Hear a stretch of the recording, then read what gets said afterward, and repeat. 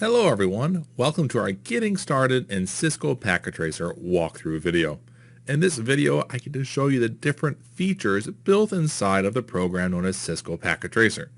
As we get started, we'll highlight some of the key components of using the Cisco Packet Tracer application. Let's begin by taking a look at the bottom toolbar, and I'm looking in the bottom left corner. Here we have a variety of different categories, and in each category, we're going to have options below. For example, the default category is network devices. That's selected by default. In the network device category, we'll find the subcategory of routers. With routers selected, we'll see a variety of different model routers available for us to put into our topology. If I click on the next item, it's switches inside of our network device category, and then my list will now contain network switches that I can deploy inside of my topology above. The next category is hubs, followed of course by wireless devices, including then the next category of security, and then finally is WAN emulation for our wide area networks. Outside of the network device category, we can find the next main category of end devices. If I click on end devices, our default subcategory is an end devices of different types of hosts and other equipment we can put on our network. There's another subcategory for end devices, which is home, and this brings in a lot of our smart network-enabled IoT devices. We can go further by looking at city-wide devices, which are under the category of smart city within end devices. If we continue on, the next component will be industrial, and then even power grid, all bringing some great features into Cisco Packet Tracer and the type of devices we can deploy in a network. To go even further into the realm of Internet of Things known as IoT, we have another main category known as components. And in components, you'll find a variety of different boards. Also, we have another subcategory for actuators and even sensors. These can be deployed in a network just like what we're doing now. To interconnect your devices, we'll be utilizing the connections category. In the connections category, we have two subcategories.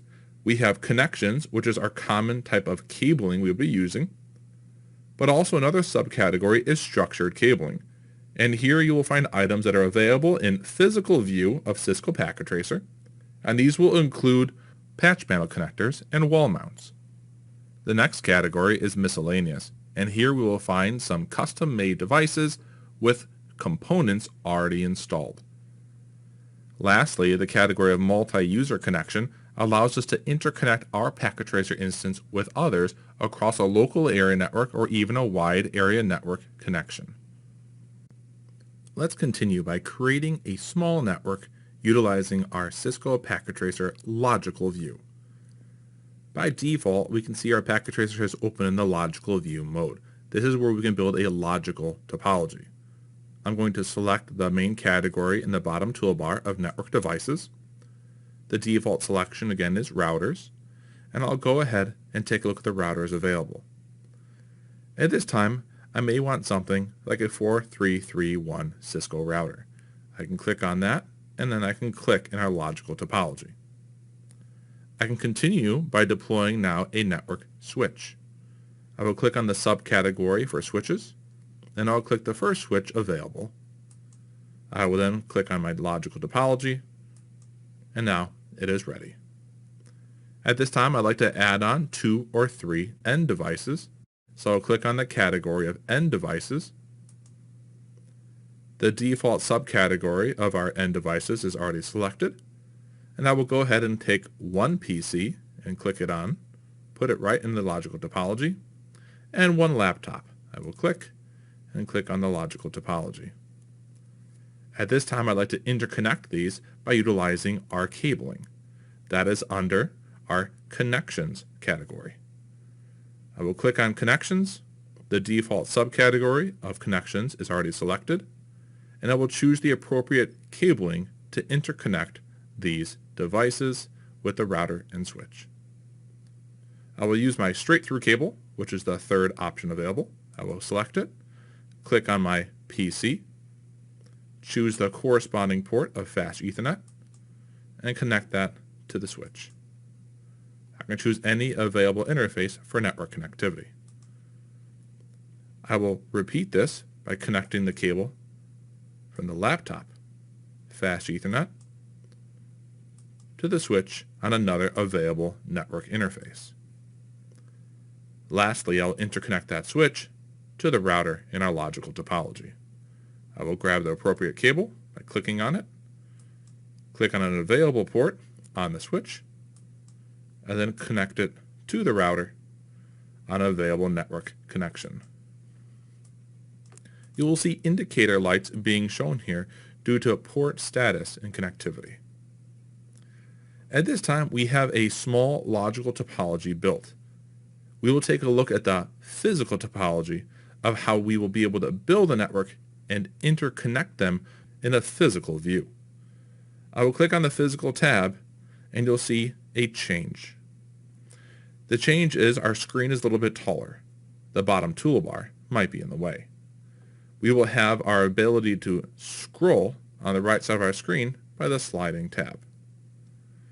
We can see that there's the PC that I have clicked and put in the logical topology, along with the cable coming off of it. Also, we can see the laptop has been positioned on top of the PC. I can click and drag it and put it on the table next to the PC. If I scroll up, you'll see those cables from the PC and the laptop connecting to the switch. I can click and drag the switch, and I can lower it on our network rack. That switch is connected to the router. I can click and lower the router on the network rack in order to organize these devices and cabling better. In the physical view, I have the ability to use my main toolbar, and I have settings for zoom. I will click the magnifier glass with the plus to zoom in. Now you have a better view of the physical router with the cable that connects to the physical switch, and then if I scroll down, the physical switch with the two connections to the devices down below. If we want to manage our cabling, we'll right-click on a network cable and we'll be presented with three options. We can delete the cable to remove it completely. We can color the cable a different color so we can identify the cable and thus identify any devices connected by that cable easier. Or we can select Manage Cable, which will take the cable and will put it away nicely, which provides us a nice and tidy workspace. In the real physical world, that would allow us to organize our cabling, secure them appropriately, and keep them from disconnecting or from being crimped. We cannot use Manage Cable at this time for any devices sitting on a table or on a shelf. We can only use this Manage Cable option when devices are on our network rack on the left side. At this time, I'll scroll up to the top, and you can see that we have our switch and our router. I can right-click on the switch, and I can say Manage All Cables on Device. When I select that, you will see that the cabling between the switch and the router looks like it disappears. Instead, that it's just keeping our cables nice and tidy between the actual switch connection to the upstream router connection. If I right-click on that switch again, you'll see we have the options to inspect front, inspect rear, to delete the device, or to unmanage all cables on the device as well. By unmanaging all cables on the device, we see the interconnected cable between the router and the switch reappear hanging down on the front of our network. If I right-click on that switch and select Inspect Front, we'll get a closer view of our network switch. Again, we have our magnifier glass options to zoom in. I will click on Zoom In, and then I will scroll to the right and down with my packet tracer window. We can see that I have port 10 on the switch connected to a device. If I hover over that connection, we'll see it's connected to device PC0. We'll also see there's a link light on for port 20. If I hover over that connection, we'll see that this connection goes down to the laptop. And lastly, if I hover over the gigabit connection on the far right side of the switch, we'll see that this connects to device router 0. This is great information for us to be able to document and visualize our interconnected physical network. But also, if I close this off, again, we can just follow those cables and see where they interconnect to the devices. If I right-click on the switch, we can also select Inspect Rear. When we click Inspect Rear, we will get a rear view of the Cisco switch. Again, I'll use my magnifier glass, and we will be able to click and zoom in. Here we will see the console connection for us to complete our initial configuration of the switch. Also, you'll notice that there's no power button on the Cisco switch because the Cisco switch is automatically powered on once it is connected with a power cable. To remove power, we would unplug the Cisco switch from any power source. If I scroll back to the left side, we can do the same with router 0. We can right-click and inspect front, and we can zoom in and get a better view of the Cisco router and any connections, as well as any available slots that we can install any new components or additional features on. I can right-click on the router again and click on Inspect Rear, and again I'll zoom in. And here on the router we can see that we have an aux port, we have our console port, as well as we have a management interface. On the right side, we'll see that we have a power button and the current status of the router is powered on. If I click the power button, the green light will turn off and the power is now disabled for the router. I click it on again, and now the router is actually booting up since it has received power.